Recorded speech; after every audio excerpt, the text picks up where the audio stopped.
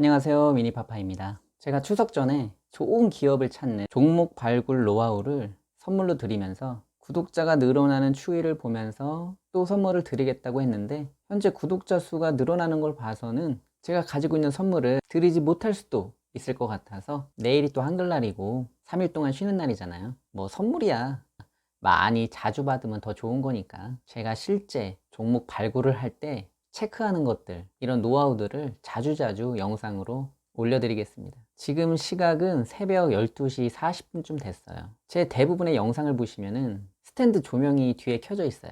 밤이라는 거죠. 낮에는 전업 투자자로서 주식에 전념을 하고, 정규장이 끝나면 어린이집에서 하원하는 아들과 대부분의 시간을 보내고, 아이가 잠이 들면 그때 제 사무실로 이제 들어와서 여러 가지 뭐 주식에 관한 뉴스들이라든지 이렇게 유튜브 영상을 찍고 편집하고 하는 시간을 갖습니다. 보통 유튜브 영상을 찍고 편집까지 3시간에서 4시간 가까이가 걸려요. 그러니까 지금 새벽 12시 40분쯤 됐으니까 이 영상을 찍고 이제 편집하고 유튜브를 올리기까지 아마도 새벽 4시 이후에나 잠을 청할 것 같아요. 자, 그럼 오늘의 주제 빨리 들어가 보도록 하겠습니다. 오늘 종목 발굴을 하는 노하우 중에 그 두 번째 시간인데, 그 두 번째는 유보율입니다. 유보율. 귀에 익숙하신가요? 초보자분들은 거의 들어본 적 없으실 거고, 그래도 주식을 좀 하신 분들이면 이렇게 저렇게 들어본 것 같긴 한데, 정확히 유보율이 뭔지, 그걸 보면 기업의 어떤 면을 볼 수 있는 건지 잘 모르시는 분들이 대부분일 거예요. 제가 좋은 기업을 판단하는 데 있어 재무제표는 반드시 봐야 한다고 말씀을 드렸어요. 재무제표에는 너무나 많은 사항들이 적혀 있기 때문에 실제로 그냥 지나쳐도 상관없는 부분이 있고, 반드시 좀 체크를 해줘야 되는 부분들이 있어요. 그 중 하나가 이 유보율이에요. 이 네이버에서 유보율이라고 이렇게 검색을 해보면 뜻은 같은데 여러 가지 말들로 굉장히 어렵게 설명을 해주고 있어요. 어떻게 설명하고 있는지 한번 볼까요? 이 표를 보시면 영업 활동에서 생긴 이익인 이익잉여금과 자본 거래 등 영업 활동이 아닌 특수 거래에서 생긴 점점점, 또 그 밑을 보시면은 같은 유보율인데도 기업의 잉여금을 납입 자본금으로 나눈 비율로 점점점 이렇게 나가고, 또 그 밑을 보시면 기업이 동원할 수 있는 자금량을 측정하는 지표 점점점 이렇게 나와 있어요. 뭘 그렇게 유보율에 대해서 어렵게 설명을 해놨는지 알고 싶지도 않죠. 정말 이제 나는 단타에서 좀 벗어나서 기업의 재무제표를 좀 공부해보고 가치 성장주에 좀 투자를 해보고 싶은데, 이 어려운 재무제표 용어들 때문에 지레 겁먹고 포기하는 경우가 굉장히 많아요. 이 영상을 보시는 분들 중에도 이런 생각 하시는 분들 굉장히 많을 거예요. 정작 그 속을 들여다보면 별거 아닌데 말이죠. 예를 들어서 어느 한 아이가 자동차의 브레이크라는 게 뭐예요? 이렇게 질문을 했을 때, 자동차 브레이크는 자동차가 가고 있을 때 멈추게 해주는 장치야, 이렇게 쉽게 개념만 알려주면 되잖아요. 어른들한테 설명할 때도 마찬가지고, 여기서 뭐 더 복잡하게 얘기해 줄 게 있나요? 그냥 그 브레이크라는 개념만 알려주면 되는 것이지. 그런데 아이가 자동차 브레이크가 뭐냐고 물어봤을 때, 자동차 브레이크는 자동차 바퀴 안쪽에 캘리퍼라는 장치가 있는데, 그 장치 안에 브레이크 패드를 장착을 해서 그 브레이크 패드가 회전하는 디스크를 유압을 이용해서 양쪽으로 잡아주게 되면 그때 그 마찰력을 이용해서 자동차 바퀴를 멈추게 하는 장치란다. 뭐 자동차 정비 자격증 딸 거예요? 이렇게 자세히 알려줄 필요가 없다는 거예요. 그냥 자동차를 멈추게 하는 장치, 이 정도의 개념만 알아도 상관이 없다는 거죠. 주식에서도 마찬가지예요. 굳이 뭐 깊숙하게 들어갈 필요가 없어요. 그냥 어떤 개념인지만 알면 주식의 재무제표를 보는 데 있어서 그렇게 어렵지 않아요.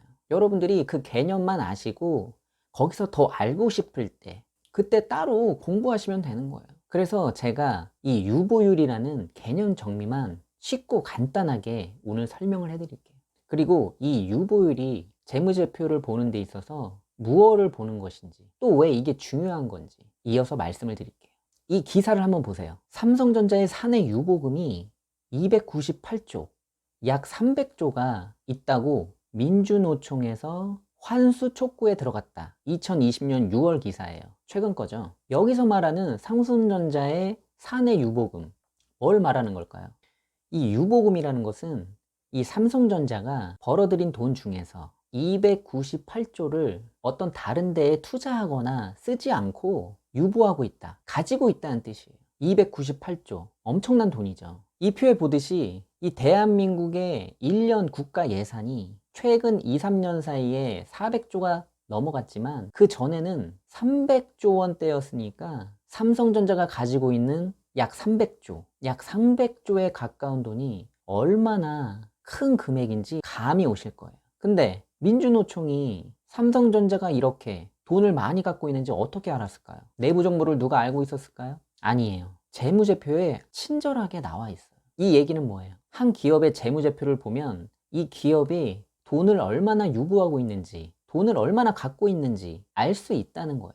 기업을 투자하는 데 있어서 좋은 정보가 될 수 있는 거죠. 지금부터 조금만 집중해 주세요. 이 표는 우리가 보통 보는 HTS 상에서의 재무제표 표예요. 여기에 밑에 녹색 창을 보시면 유보율이라는 게 나와요. 유보율을 구하는 식은 이렇게 있지만 이건 굳이 모르셔도 돼요. 여러분들은 곱하기만 하실 줄 아시면 돼요. 기업이 얼마의 돈을 보유하고 있는지를 알려면 유보율과 자본금, 이 두 가지만 알면 돼요. 여기 삼성전자의 2019년도 유보율을 보시면은 28.302.40 이렇게 되어 있잖아요. 여기서 뒤에 40은 소수점이기 때문에 그냥 제외하셔도 돼요. 그래서 그 위에 있는 28.302 여기까지만 여러분들이 보시면 돼요. 그렇게 보면 지금 보시는 삼성전자의 유보율은 28,302 이렇게 읽으시면 돼요. 유보율이라는 것이 퍼센테이지를 말하는 거기 때문에 다시 말하면 28,302%의 유보율을 갖고 있다, 이렇게 간단하게 생각하시면 돼요. 28,302%? 이거를 어떻게 생각해야 되는 거지? 아직은 갸우뚱하실 거예요. 제가 차근차근 설명을 드릴 테니까 잘 들어보세요. 기업이 유보금을 얼마나 갖고 있는지를 알려면 유보율과 자본금만 아시면 된다고 했어요. 빨간색 창에 있는 자본금, 지금 삼성전자의 자본금은 8,975억이죠. 그리고 유보율이 28,302%.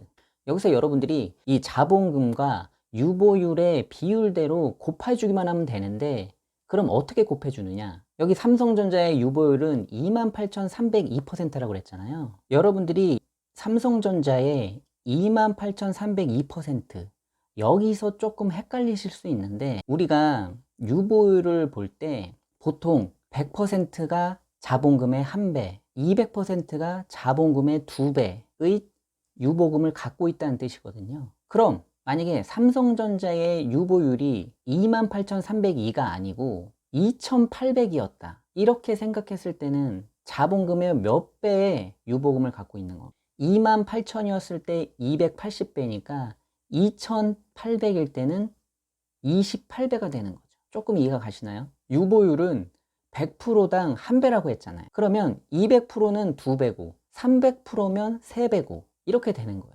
그렇기 때문에 삼성전자의 유보율이 28,000 정도가 되기 때문에 280배라는 숫자가 나오고, 그걸 자본금과 곱했을 때 최종적으로 이 기업이 가지고 있는 유보금이 나오는 거예요. 그럼 이렇게 삼성전자의 유보율 280배를 자본금에 곱해주면은 아까 보셨던 이 기사에 이 300조에 가까운 유보금이 나오게 돼요. 좀 이해가 되셨죠? 그래서 여러분들이 어차피 유보율은 재무제표상에 나와 있기 때문에 여러분들이 이 수치, 그 28,000, 뭐 2,800, 뭐 280, 이 수치가 몇 배를 뜻하는지만 여러분들이 인지를 하시면 돼요.